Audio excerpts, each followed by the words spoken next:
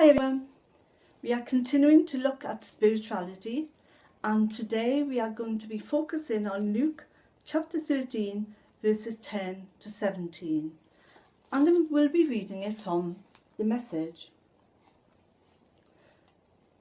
Jesus was teaching in one of the meeting places on the Sabbath.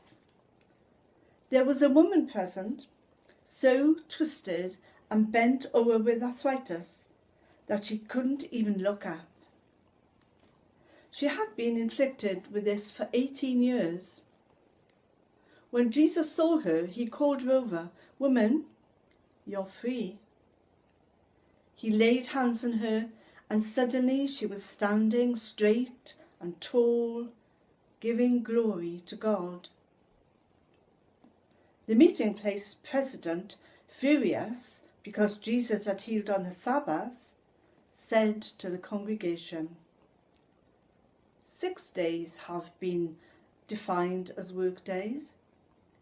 Come on one of the 6 if you want to be healed, but not on the 7th, the Sabbath.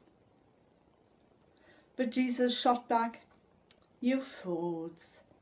Each Sabbath, each one of you regularly unties your cow or donkey from its stall, leads it out for water, and thinks nothing of it. So why isn't it all right for me to untie this daughter of Abraham and lead her from the stall where Satan has had her tied these 18 years? When he put it that way, his critics were left looking quite silly and red-faced. The congregation was delighted and cheered him on.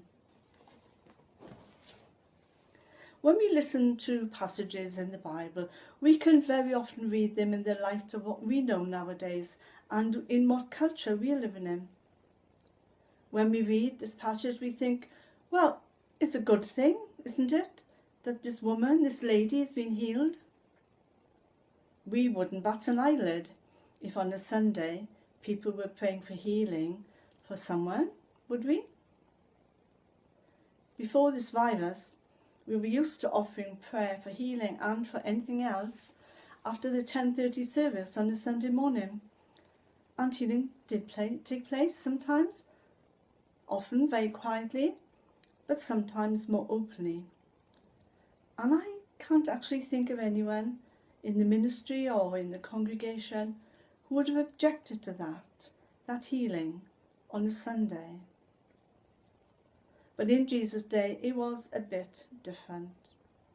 Working on the Sabbath was really frowned upon, and the powers that be in the synagogue had defined work down to a really restrictive law.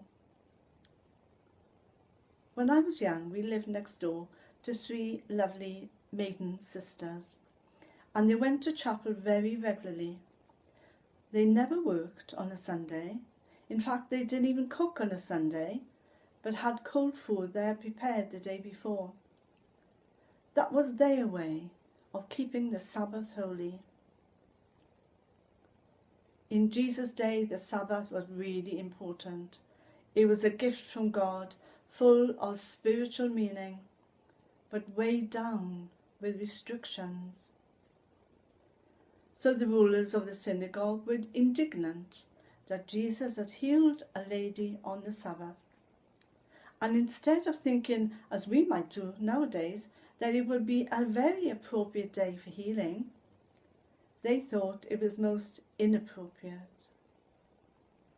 But Jesus points out their hypocrisy in alluding to the things that they were actually in the habit of doing on the Sabbath, untying their cow or donkey, leading it out for water. Jesus shines light on these attitudes, and he distinguishes between wisdom and foolishness, blindness of spirit and seeing what is important, a restrictive faith and a living faith. Jesus challenged preconceived ideas, and he challenges us to really look at what he has said and done and to discover God's truth within it. He invites us to keep thinking, keep reading, keep learning, keep questioning. And maybe we'll understand a bit more and keep getting closer to that truth. Learning is a lifelong process, isn't it? And in it we can grow spiritually.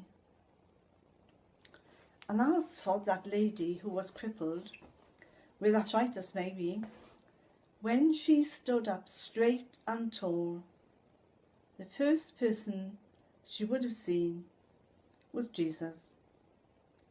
And her first instinct was to give glory to God. So, bye for now, and have a lovely day. I'll see you soon.